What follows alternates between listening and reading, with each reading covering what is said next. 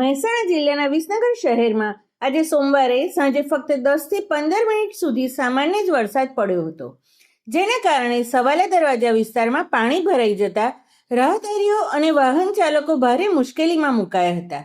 બોલો, હજુ તો ફક્ત 10 થી 15 મિનિટના સામાન્ય વરસાદમાં જ આવી દશા થાય છે તો શહેરમાં 2-3 ઇંચ વરસાદ પડ્યો તો આ વિસ્તારમાં કેવી પરિસ્થિતિ ઊભી થશે?